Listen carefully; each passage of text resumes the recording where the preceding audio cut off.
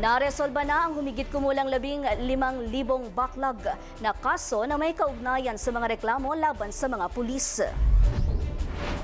Ito ang inihayag ni Interior Secretary John Vic Remulla sa forum ng Kapihan sa Manila Bay. Ayon sa kalihim, nang simulan niya ang pamumuno sa Department of the Interior and Local Government, may naabutan siyang libo-libong kasong matagal nang hindi naaksyonan. Sa loob niya ng mahigit isang taon ng reforma at mas mahigpit na supervision, na clear na ang nasabing backlog.